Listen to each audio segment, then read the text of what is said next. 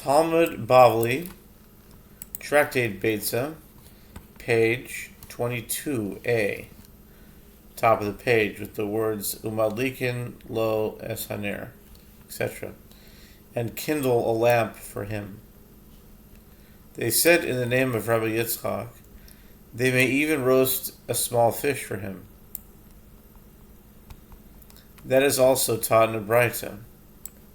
With regard to one who did not prepare an Erev Tafshilin, others may bake one loaf of bread for him, and insulate one pot of food for him,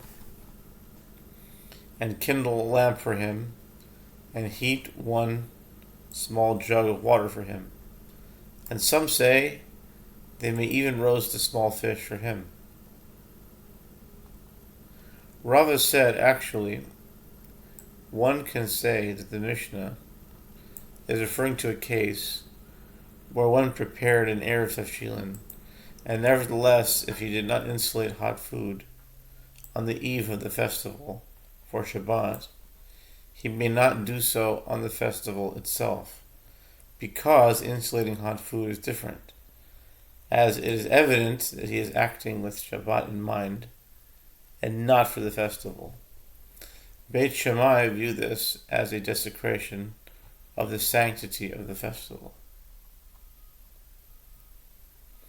Abaye raised an objection to Rava's opinion from the following Braita.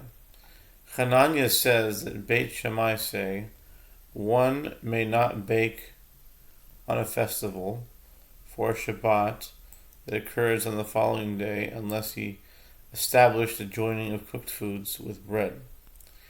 And he may not cook for Shabbat unless he established a joining of cooked foods with the cooked dish, and he may not insulate hot food for Shabbat unless he already had hot food insulated from the eve of the festival. But since this indicates that if he had hot food insulated, he may in any case act in that manner and insulate hot food for Shabbat, even though it is evident that he is acting with Shabbat in mind. This shows that even according to Hananya, who rules in accordance with the opinion of Beit Shammai, it is permitted to insulate hot food on a festival for Shabbat. Rather, Abaye said that the Mishnah is referring to a case where he established a joining of cooked foods for this, meaning he baked and cooked before the festival for the sake of an Erev, but he did not establish a joining of cooked foods for this. In other words, he did not insulate hot food for Shabbat on the festival eve, and the Mishnah is in accordance with the opinion of Hananya according to Beit Shammai, with Rabban Gamliel's households being stringent upon themselves in this regard. The Mishnah states that one of the three stringencies that Rabban Gamliel practiced in accordance with Beit Shammai was that on a festival one may not set up a candelabrum that fell. The Gemara asks, what prohibited act does one perform when he sets a candelabrum upright? Reb Chanina bar Bisna said, here we are dealing with a candelabrum composed of segments that come apart. It is prohibited to reassemble such a candelabrum because it looks like building, as Beit Shammai hold that there is a prohibition against building with regard to vessels, and therefore the pieces of this candelabrum may not be reconnected, whereas Beit Hillel hold that there is no prohibition against building with regard to vessels, and there is also no prohibition against dismantling with regard to vessels. One may therefore reattach the pieces of the candelabrum if they came apart.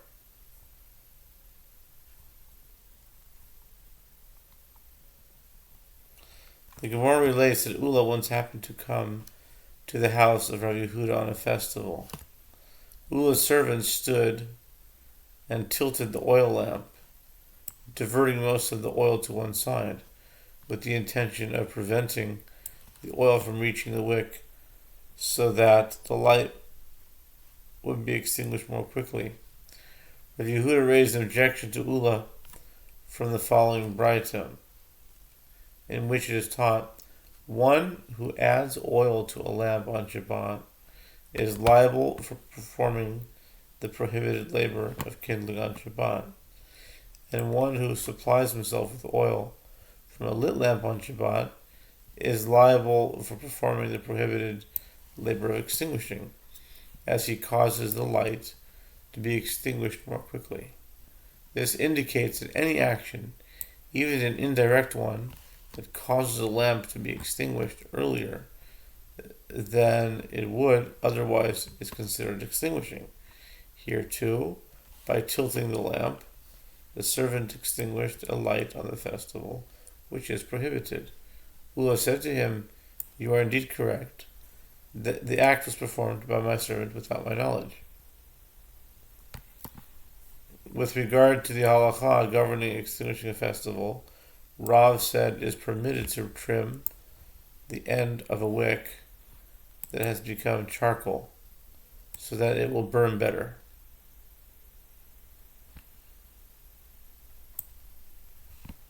This is not considered extinguishing.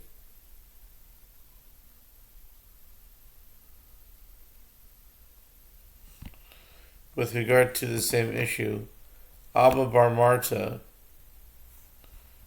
raised a dilemma before Abaya. What is the halacha with regard to extinguishing a lamp that is burning in a room on a festival, for another matter, a euphemism for marital relations? Since it is prohibited to have relations in a room where a lamp is burning, may one extinguish a lamp for this purpose? Abaya said to him, one may not extinguish it, as it is possible to have relations in a different room.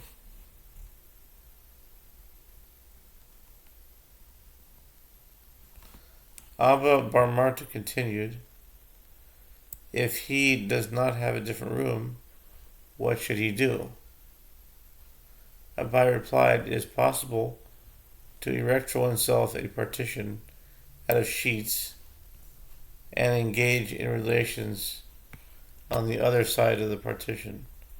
Abba Bar Marta asked further, if he does not have sheets to make a partition, what should he do? Abaya answered, it is possible to invert a vessel over the lamp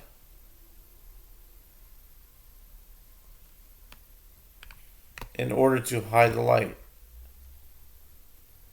Abba Bar Marta further inquired, if he does not have a vessel, what should he do? Abaya said to him, it is prohibited. One may not extinguish the lamp. Abba Bar Marta raised an objection to Abaya's opinion from the following Beitzah. One may not extinguish a piece of wood in order to save it from being needlessly burned. But if he extinguishes it so that the house or pot not become smoky, it is permitted. This shows that it is permitted to extinguish a fire on a festival if it serves people's needs. Abaya said to him, that Beitzah is in accordance with the opinion of Rabbi Yehuda, who permits the performance of prohibited labors on a festival for all of one's needs, and not only for the preparation of food. When I spoke, it was in accordance with the opinion of the rabbis, who disagree. Further on the topic of extinguishing, Abaya raised a dilemma before Rabbah. What is the halacha with regard to extinguishing a fire at a festival? He clarified his question, where there is danger to life, I have no dilemma. As in that case, it is permitted even on Shabbat. When I raised the dilemma, it was with regard to a case involving only a monetary loss. What is the halacha? Rabbah said to him, it is prohibited. Abai raised an objection to his opinion from the Beitzah cited above. One may not extinguish a piece of wood in order to save it from being needlessly burned, but if he extinguishes it so that the house or pot not become smoky is permitted. This indicates that extinguishing a fire in a festival is permitted, even only to prevent a small loss. Rabbah said, the Beitzah is in accordance with the opinion of Rabbi Yehuda. When I spoke, it was in accordance with the opinion of the rabbis. If Ashi raised the dilemma before Meimar, what is the halacha with regard to painting an eye with medicinal ointment on a festival? He elaborated on his question. Where there is danger to the eye, for example, the illnesses called rira, Beitzah, dema, dimata, and kadahata, or the beginning of an inflammation, I have no dilemma, as in such cases is permitted to apply an ointment even on Shabbat. When I raised the dilemma, it was with regard to less serious ailments, such as the end of an inflammation or in order to brighten one's eyesight. What is the halacha in such cases? A Meimar said to him, it is prohibited. Rav Ashi raised an objection to him from the same Beitzah. One may not extinguish a piece of wood in order to save it from being needlessly burned, but if he extinguishes it so that the house or a pot not become smoky, it is permitted. This indicates that a prohibited labor is permitted on a festival, if it is performed for the sake of a bodily need. And a Meimar answered him, as we answered before, that the Beitzah is in accordance with the opinion of Rabbi Yehuda. The Gemara relates that a Meimar permitted painting an eye for medicinal purposes on Shabbat by means of a Gentile. Some say that a Meimar himself painted his eye on Shabbat by means of a Gentile. Rav Ashi said to Meimar, what is your reasoning in permitting this practice? You must rely upon that which Ula, son of Rav Eli, said. All the needs of an ill person whose life is not in danger are performed by means of a Gentile on Shabbat. And similarly, Rav Hamnuna said, with regard to any matter in which there is no life-threatening danger, but only potential illness, one says to the Gentile to perform the act, and the Gentile performs the act for him. However, this applies only where the ill person or any other Jew does not assist the Gentile. But in this case, the master of Meimar assists the Gentile while the ointment is being applied, as he closes and opens his eye, thereby allowing the ointment to penetrate more deeply. Therefore, this should be prohibited. Meimar said to Rav Ashi, there is also the opinion of Rav Zvid, who holds in accordance with your opinion. He too raised the objection that it should be prohibited due to the fact that the Jew assists the Gentile. And I already answered him. The assistance provided by one who assists another in performing a task that the other could essentially have performed himself is insubstantial, inasmuch as the action is primarily performed by the Gentile. The minor assistance given by the Jew may be overlooked. The Gemara further relates that a Meimar permitted painting an eye with a medicinal ointment on the second day of the festival of Rosh Hashanah if the eye is causing pain and requires treatment. Rav Ashi said to a Meimar, but didn't Rava say that if a person died on the first day of a festival, Gentiles may attend to his burial? If he died on the second day of the festival, observed in the diaspora, Jews may attend to his burial. And this is the halacha, even on the second day of the festival of Rosh Hashanah.